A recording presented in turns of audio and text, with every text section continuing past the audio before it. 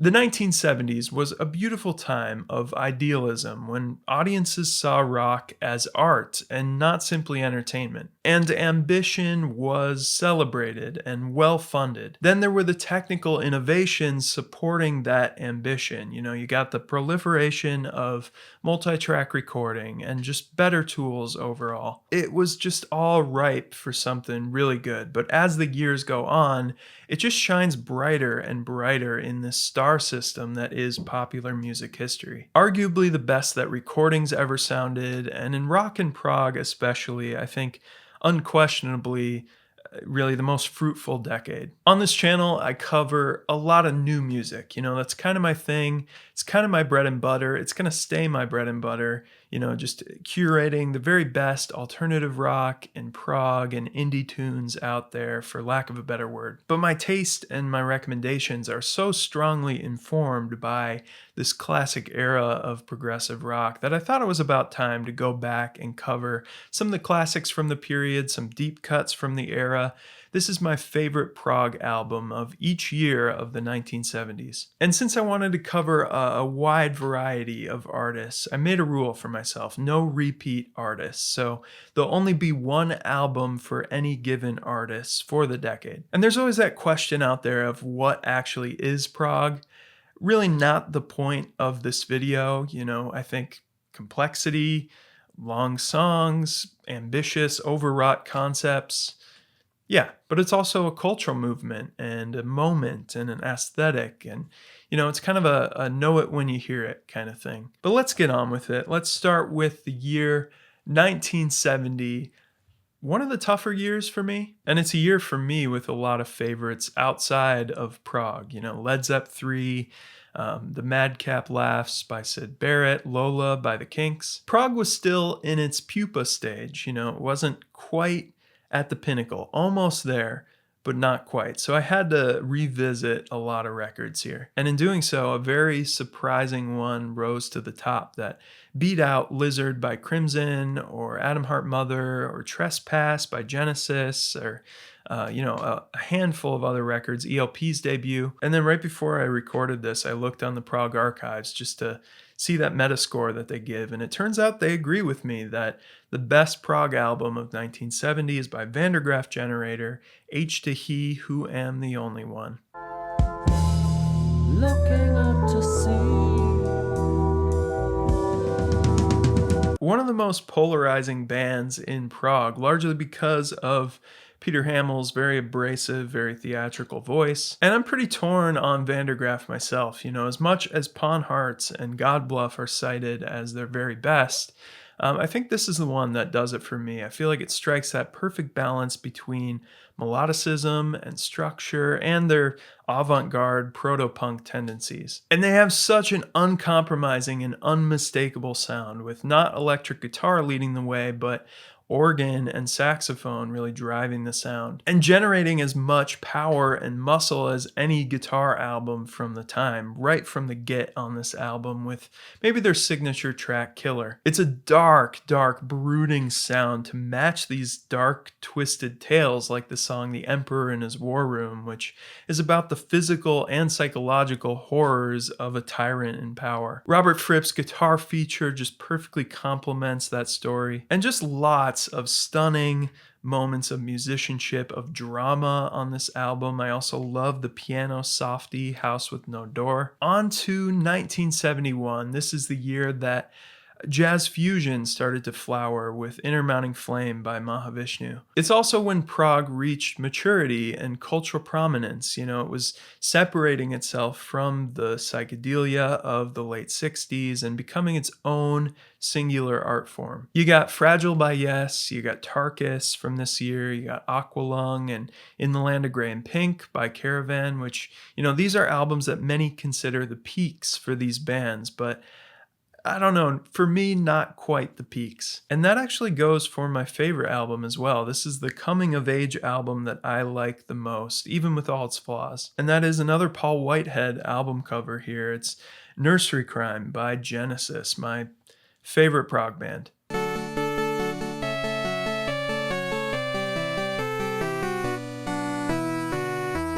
This is the album where the dream team was finally assembled, with Phil Collins joining on drums, Hackett on guitar, and both are playing a major role and really showing off in their first appearance. You know, you got some crazy counter melody stuff going on with Steve Hackett. He's got, that tapping technique in Giant Hogweed. And Phil's actually singing lead at this point on the song For Absent Friends.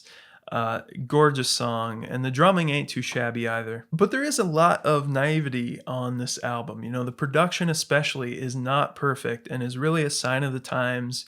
Weird mix, and definitely not as polished in that respect as Yes is Fragile. But it's those weaknesses, it's those idiosyncrasies, it's incredible Englishness that makes this album such an all-time classic, such a relic of the time that will never be recreated. As is the case for my 1972 pick, a year where I basically had to sacrifice my children. Close to the Edge and Foxtrot just breathing down the neck of my number one pick. It's Thick as a Brick by Jethro Tull.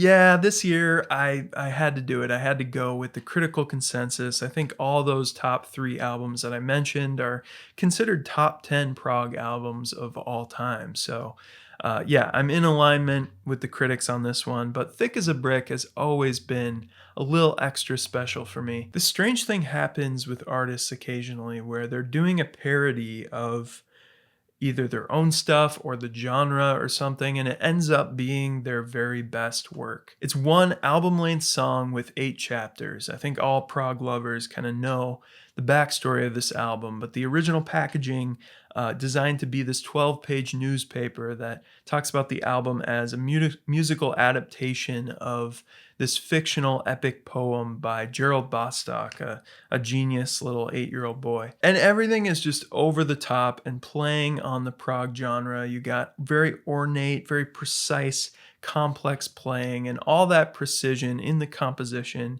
in the performances is kind of balanced by this bluesy swagger from Martin Barr and a lot of jamming kind of moments. And it really has a looseness and sounds like the guys were just having a ton of fun recording. Ian Anderson at his best, his melodies on point, his acoustic guitar tone, honey. I love modern prog, but when it comes to the writing, the arranging, the personality, the performances on this album, I don't think anything comes close in the last 20 years. You can quote me. If you had to pick a year, 1972 or 73 could be the peak of prog, or recorded music for that matter. Genesis is off limits now, so Selling England by the Pound is disqualified, but it would have been up there. Then there's a ton of other huge releases like Yes's Relayer and Lark's Tongue and Aspic and Brain Salad Surgery by ELP.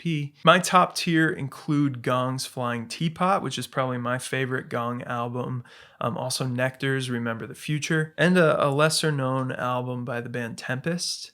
I think it's self-titled, and it's got Alan Holdsworth on guitar, but instead of his usual jazzy thing, he's kind of playing this bluesy rock and roll. It's a very Hendrix sound, especially with the vocals. I could be cool and edgy, but once again, with 1973, I go with the critical consensus. So number 1 is that one.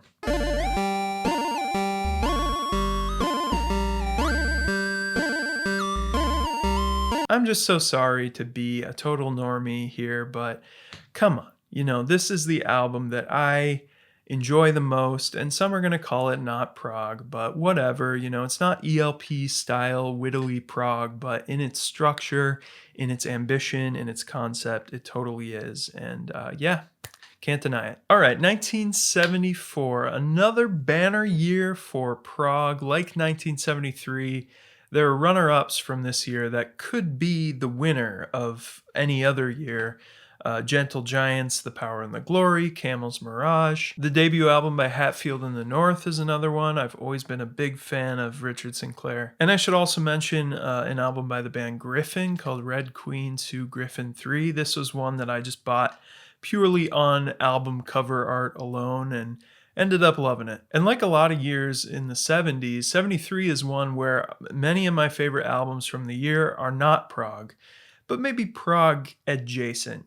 Pretzel Logic by Steely Dan, or the Stevie Wonder album from this year is actually my favorite Stevie Wonder album, Fulfillingness's last or first finale. And right up there, snug with those albums, is my King Crimson card for this exercise. It's the album Red, my favorite prog album of 1974.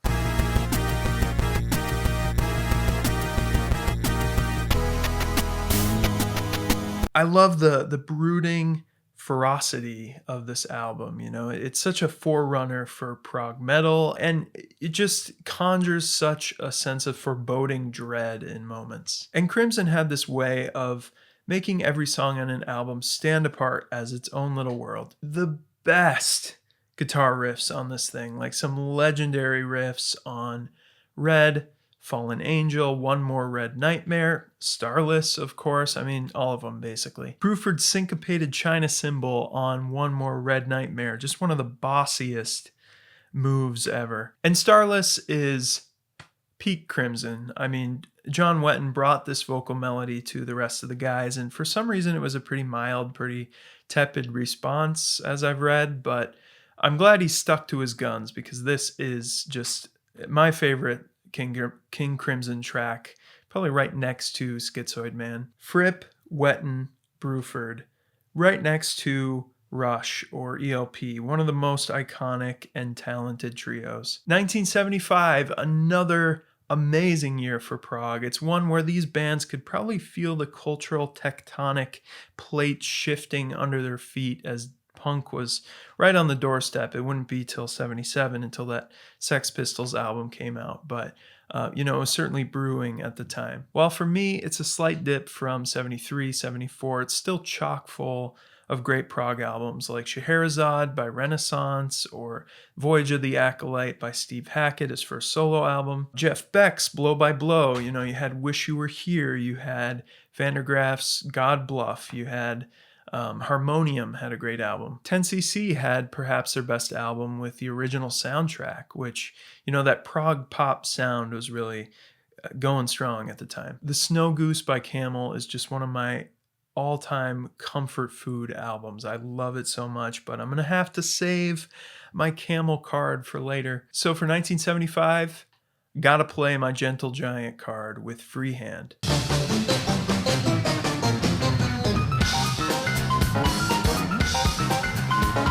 Freehand is less than 40 minutes long and somehow packs more ideas, more musicality into that time as any sub 40-minute album ever. The thing is just dense. A true headphones album for anyone with the stomach for some serious prog. Even for a genre that's built on musical wankery, Gentle Giant's got to be one of the most complicated, and their musicianship just blows most bands out of the water. Yet I love the terseness of Freehand. Every song is about 5 or 6 minutes long, and just like Red, everyone has its own identity. And everyone with just some absolutely ridiculous playing and thorny, jagged composition. Yet every song has a serious groove that you can stomp your feet to, a melody, usually very winding and complex, that still gets embedded in your brain. Right next to their song Proclamation, Just the Same is one of the best album openers. And as a choral person, student myself, that counterpoint choral a cappella thing they do on Reflection and elsewhere is, perfect. I could go on. I could talk about every song, but for me, this is just, that perfect midpoint between mathematical precision and dynamic emotionality. Okay, now 1976. This is really where these rules that I made up for myself pretty pathetically have come back to bite me in a serious way, because I think my two favorite albums from this year are probably A Trick of the Tail and Wind and Wuthering by Genesis. Moon Madness by Camel is also up there. Bebop Deluxe's Sunburst Finish is a great album that's, kind of on the border of prog, kind of more like hard rock. 2112 is from this year, but not Rush's best, in my opinion. Then the Canadian band Klaatu comes to mind this year as well, with I think it's their debut album called, what is it called? It's like a time 3:45. Then you got some really big jazz fusion albums like Brand X with Unorthodox Behavior. You got Return to Forever with Romantic Warrior, which I think is widely considered their best album. Probably not for me. So again, I could be cool, I could be sophisticated and say one of those albums, but I gotta go with what's gotta be the most accessible album in prog. It's Leftoverture by Kansas.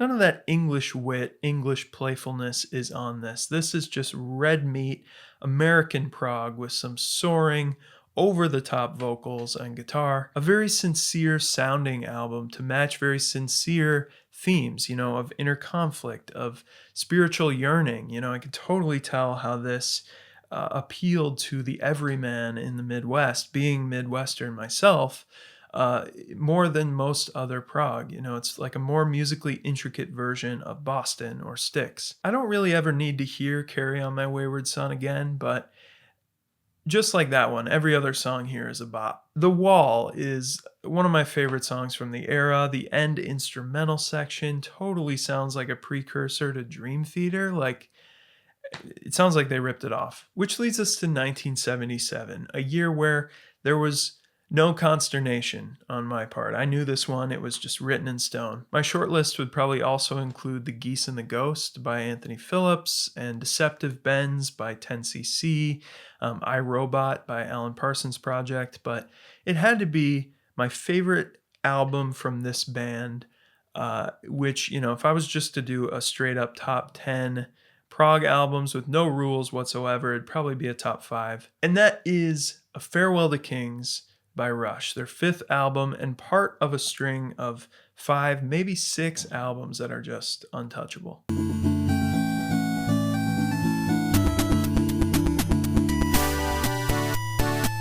This was an album I first experienced on vinyl, so when my dad was dusting off the old Pioneer PL71. He was getting out his old record crates that had been in storage for like 30 plus years. This was one I pulled out, and maybe it's that very tangible experience with the album. I just remember washing dishes for some reason. And just on the whole with these, obviously I wasn't around at the time, so they're all tainted by when and where I first discovered them, like all music is, and that was in my teens or 20s for all these albums. And like all these records, I could dive into the lyrical depth, the ins and outs of every track, but suffice to say, this is just such a balanced album of delicacy and power, of folk and hard rock, of highly conceptual, winding song structures and immediate pop delights. Closer to the Heart was a childhood favorite, but getting into Xanadu and Cygnus X1 and just a very special experience. I love moving pictures. I love hemispheres. I love signals, but this is the one. We've got 2 years left. Again, pretty tough. I've already used my Rush card. I've already used my Jethro Tull card. So Heavy Horses, Hemispheres, you're out. I considered Hermit of Minkhalo by Todd Rundgren here.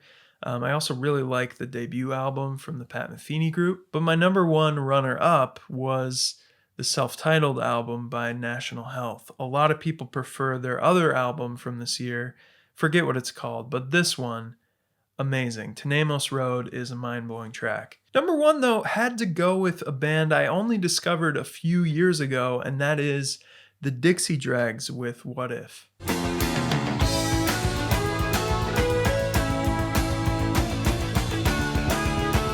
If you don't know the Dixie Dregs, they're pretty unique. They're this Atlanta instrumental prog jazz rock band led by guitarist Steve Morse.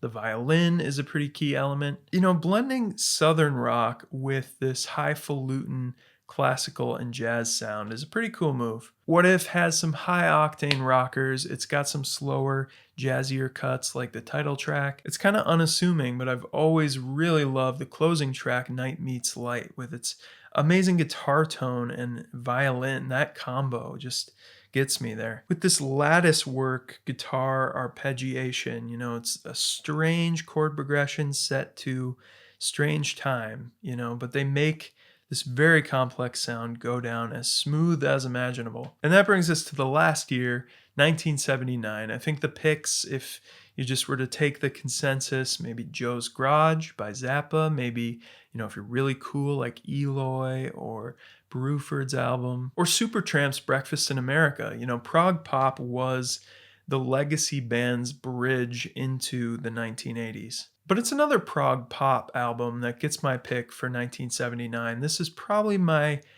most odd, most left field pick, and that is I Can See Your House From Here by Camel.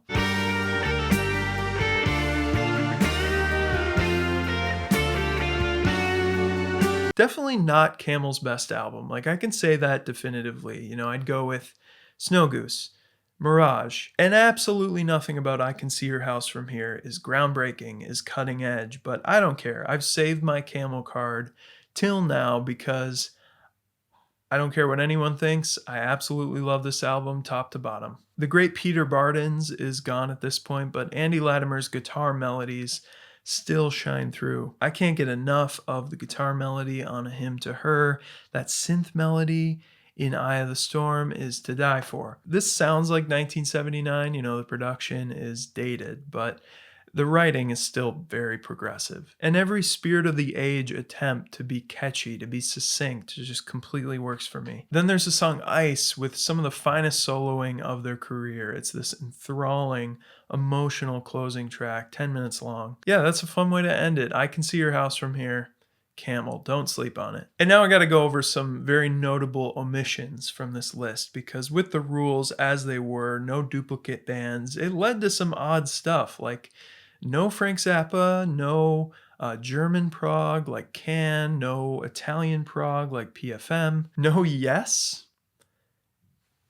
Lots of prog pop bands were kind of on the edge, like Steely Dan. I purposely left out entirely because basically any of their albums could almost win for any year in the 70s. If you want me to do some more of this classic review stuff, dip into the past, I certainly will. Let me know below. Let me know what I missed, where I went astray. Like the video, of course, and subscribe to the channel if you haven't already. As always, thank you so much for watching.